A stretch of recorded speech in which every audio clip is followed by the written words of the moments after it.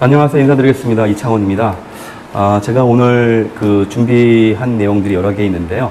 시간이 좀 제한되어 있습니다. 그래서 이 내용들을 다 할 수는 없을 것 같고요. 코로나 19 이후에 제가 한국에 와서 느꼈던 지속가능 발전 목표를 지역에서 실천하는데 어떠한 일들을 하는 게 좋을까에 대한 이야기를 좀 중심으로 말씀을 드리도록 하겠습니다.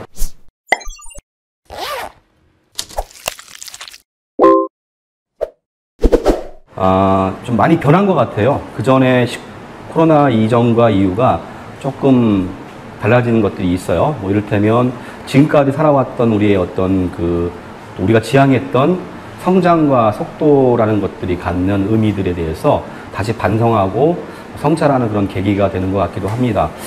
제가 이제 여기 한국에 들어와서 사실은 이제 대학과 지역과 그다음 지속가능 발전 협의회가 어떻게 잘 연계할 것인가에 대한 고민들을 좀 많이 했었습니다.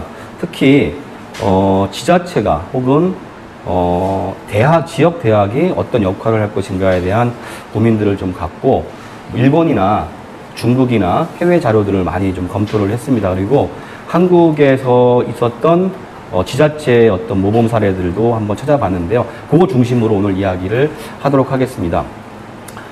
먼저 이제 지자체 관련한 이야기를 좀 하겠습니다. 한국도 지금 많은 지자체에서 SDG 이행 체계를 구축 중에 있는 걸로 알고 있습니다. 그리고 조례를 제정한 지역도 있는 것 같고요. 그리고 평택 지속가능 발전 협의회처럼 상설적인 어떤 그런 협의체, 지속가능 발전 추진 체계를 만들어서 활동하는 지역도 굉장히 많습니다. 그리고 한편으로 이제 지방 정부도 지자체도 담당 부서를 환경과에서 기획 관리하는 곳이나 아니면은 조금 더 전체적인 어떤 사업을 통괄하는 부서로 이 지속가능 발전 체계를 옮기는 지역도 있는 것 같습니다. 당진 같은 경우에는 지속가능 발전 담당관을 만들었습니다. 그래서 이 업무를 전담해서 일을 진행하기도 하는 것 같습니다. 일본을 보니까요, 일본 정부가 SDG 추진을 위해서 추진본부를 만들었죠. 거기에 이제 여러분들이 호불호를 떠나서 총리인 아베 총리가 본부장을 맡고 있어요. 그만큼 국가 차원에서 굉장히 SDG에 대한 관심들을 갖고 일을 진행하고 있는 것 같습니다. 그리고 2018년부터는 SDG 추진을 위한 활동들을 좀 진행하는데 지자체에게 SDG 추진 미래도시를 지금 만들어가지고 21개 도시를 이제 설정해서 지속가능 발전 활동들을 지원하고 있는 것 같습니다. 대학도 활발하게 진행되고 있는 것 같아요. 가까운 중국의 경우에는 청와대 글로벌 SDG 연구원이나 혹은 여러 이제 대학에서 지속가능 발전 센터를 만들어서 운영을 하고 있습니다. 근데 우리처럼 이제 센터가 중간 지원 조직 같은 성격은 아니고요.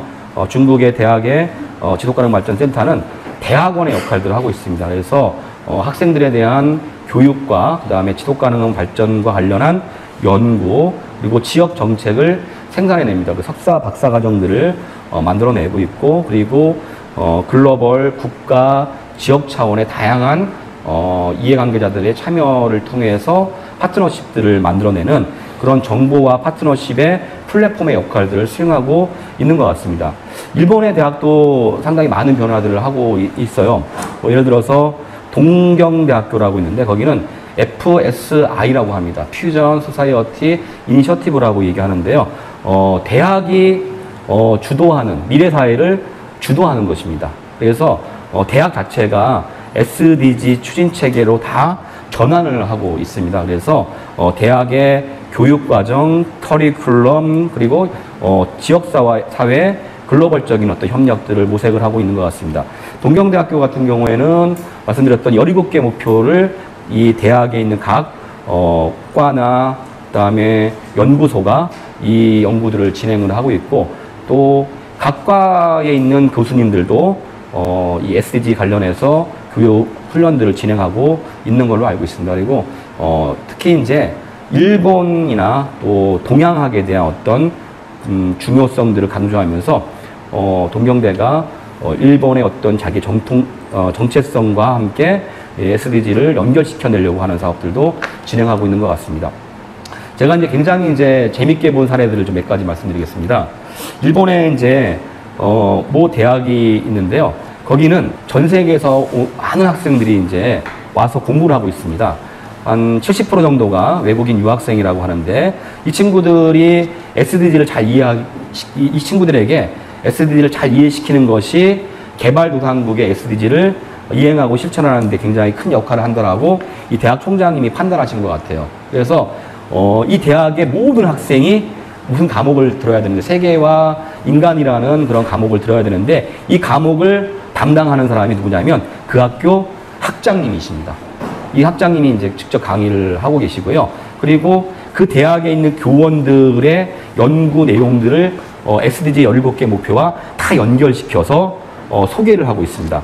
그리고 홈페이지에다가 많은 사람들이 SDG를 이해할 수 있도록 세계에서 나온 모든 많은 자료관을 만들어서 자료집을 만들어서 다 올려놓습니다. 그래서 일정하게 아카이브를 구축하는 그런 사례들도 있는 것 같습니다. 그리고 일상 속에서 진행하는 SDG라고 해서 모 대학교의 사례입니다. 근데 그 대학에서는 학생들이 이제 그런 일들을 했대요. 어떤 일을 했냐면은 우리 대학에서 SDG를 모르는 사람들을 제로로 만들겠다. 이게 목표인 거예요. 그러니까 우리 학생들이나 교원이나 교직원들이 SDG를 다 알게 만드는 거죠. 그래서 뭘 했냐면은 화장실에다가 스티커 붙이기 운동을 한 거예요. 근데 이 스티커를 자기만 한 게 아니라 UN SDG와 관련되어 있는 기관과 제휴를 한 거예요. 그래서 그쪽에서 재정적 지원을 받아서 스티커에 저기 보이실 거예요. 깨끗한 물과 위생이란 6번 스티커를 만든 거예요.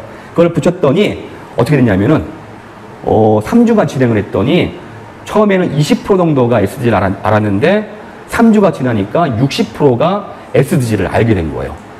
이런 효과들이 있었다는 거예요. 그리고 교내에다가 점심시간 때 유튜브 방송을 해가지고 또 식당에서 방송을 해서 전체 학생들이 SDG를 알게끔 만들었다는 거죠. 평택 지속가능발전협의회도 그런 고민을 해야 된다는 생각이 듭니다.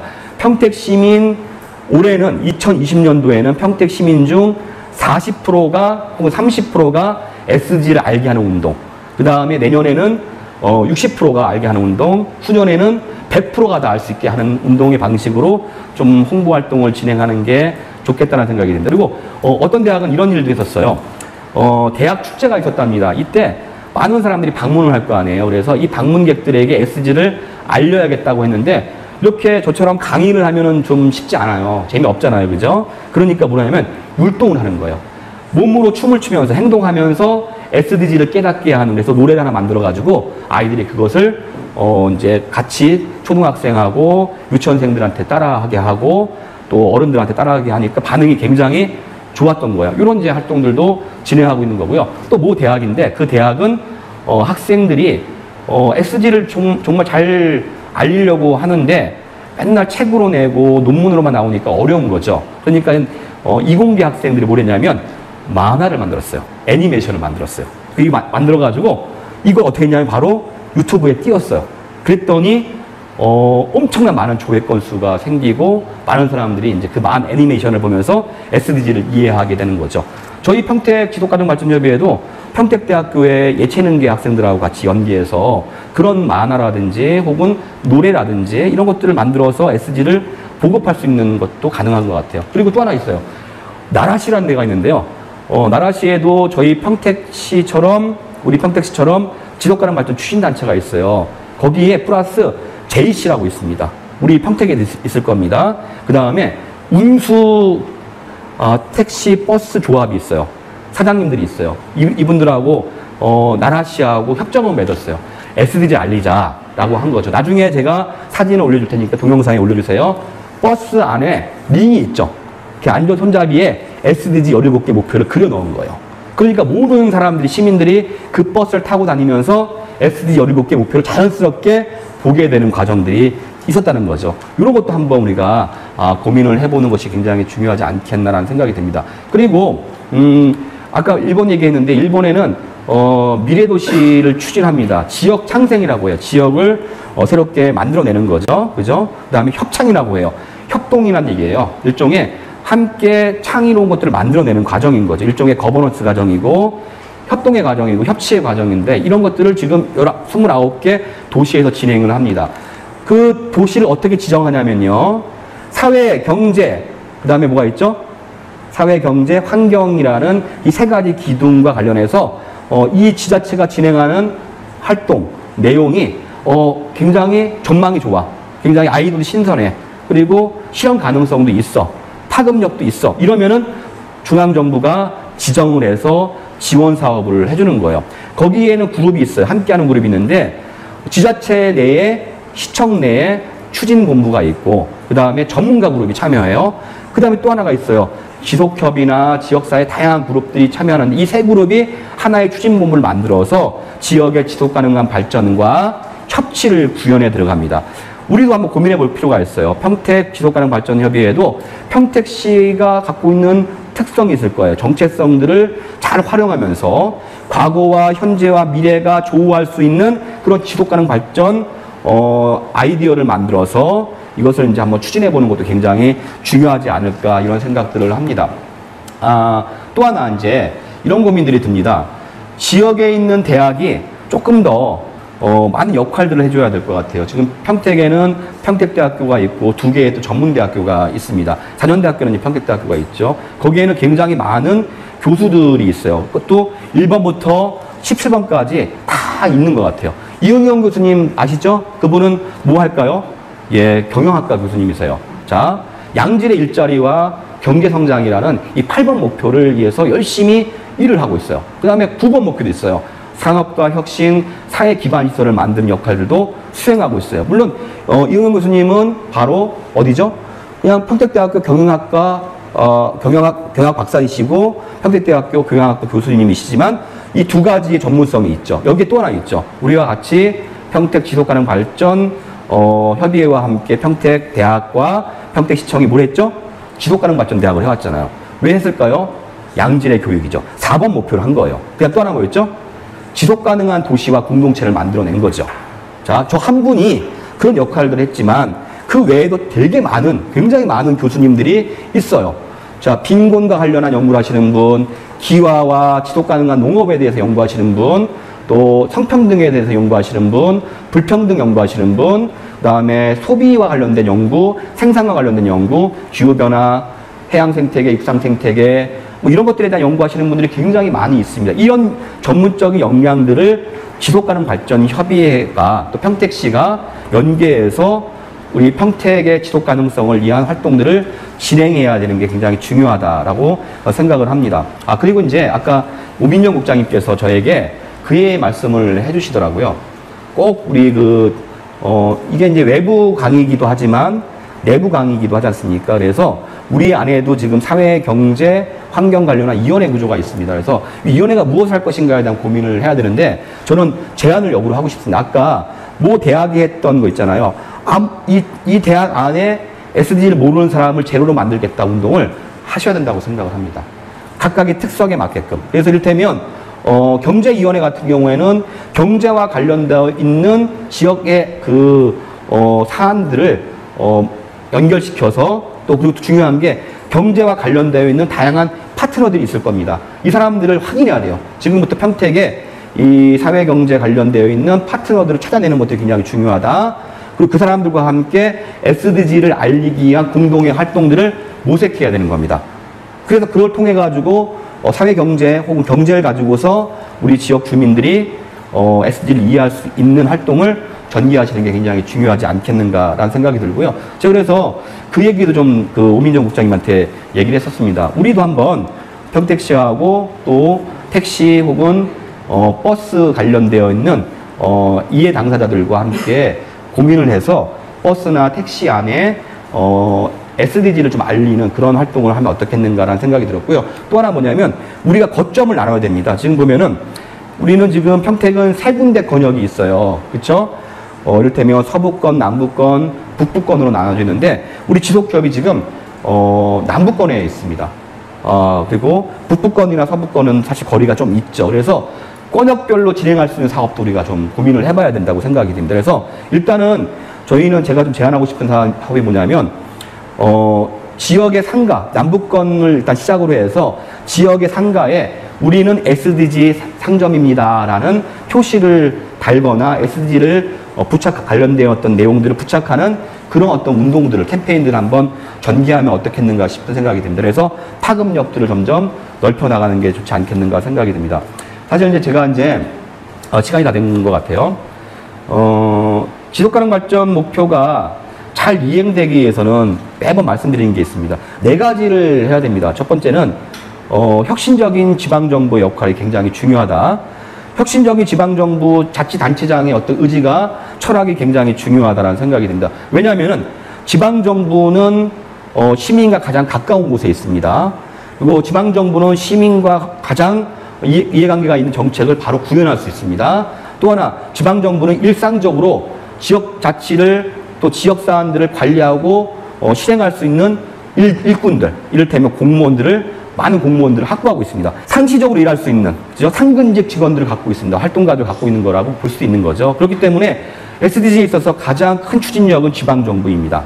지자체입니다. 그리고 지방정부는 또 예산을 갖고 있습니다. 그래서 지방정부가, 지자체장, 평택시가 SDG 관련해서 일상적인 활동들을 진행할 수 있어야 되고 장기적인 계획을 갖춰야 됩니다. 그래서 저는 제안하는 게 평택 지속가능발전협의회 간부들과 또 평택시의 주요한 간부들이 만나서 장기적인 평택시 SDG 이행체계 구축을 위한 논의들을 좀 더 상설화시켜내야 된다고 생각이 듭니다. 그래서 가끔씩 만나는 게 아니라 같은 한 테이블에 모여서 함께 할 수 있는 계획들을 모색해보는 게 굉장히 중요할 것 같고, 외국에서는 그걸 합니다. 뭐냐면은 공무원들이 일상적으로 의무적으로 ESD, 즉 지속가능 발전 교육과 SDG 교육을 받아야 됩니다. 의무적으로 이수하지 않으면 안 되게끔 되어 있습니다. 공무원들이 이것들을 해야 됩니다. 알아야 면장을 해먹고, 알아야 계획을 세울 수 있고, 알아야 실천할 수 있기 때문에 그렇습니다. 그걸 꼭 전하고 싶습니다. 첫 번째가 바로 그거고요. 두 번째, 시민사회 이니셔티브입니다. 지금 평택에는 수많은 단체들이 있습니다. 물론 거기에는 이름만 있는 단체도 있어요. 뭐 1인 1단체도 있고, 사실은 또 시민단체지만 사익을 추구하는 단체도 분명히 있을 거라고 생각합니다. 하지만 저희는 그런 거 따지지 말고 지역사회에 있는 다양한 그룹들, 17개에 관련된 그룹들을 평택 지속가능발전협의회가 다시 한번 조사해야 된다고 생각합니다. 분과위원회가 조사해야 된다고 생각합니다. 그래서 올해 말까지는 그 수많은 단체들과 지속가능발전협의회와 각 위원회가 교류하고 협력할 수 있는 체계를 만들어야 된다. 그게 바로 시민사회 이니셔티브를 만들어낼 수 있는 힘이 되는 것이다라고 생각입니다. 세 번째가 뭐냐면 네트워크 간의 연계입니다. 그거는 이것과 연결된 거니까, 두 번째 거와 연결된 거니까 넘어가도록 하고요. 마지막으로 제도화 문제입니다. 아까 말씀드렸던 것처럼 제도적으로 잘 갖춰져야만 힘을 받기도 합니다. 그래서 일본도 그렇고 중국도 그렇고 다른 나라도 그렇고 법으로, 제도로 지속가능 발전 목표 이행 체계를 구축하고 관련된 조례들을 만들어내고 있습니다. 지속가능 발전 관련되어 있는 지자체 조례를 빨리 제정을 해야 된다라는 생각이 듭니다. 그리고 평택도 평택시 안에 다양한 그룹이 SDG를 추진할 수 있는 추진본부를 한번 만들어보면 어떻겠는가라는 생각이 듭니다. 그리고 이걸 추진하기 위한 담당관실을 담당관실을 만들어내는 것도 굉장히 중요하다고 생각이 듭니다. 이 4가지를 함께 잘 어울려진다라면 평택의 지속가능 발전 목표 잘 실행될 수 있지 않겠나, 이런 생각이 듭니다. 네, 시간이 다 된 것 같습니다. 마치도록 하겠습니다.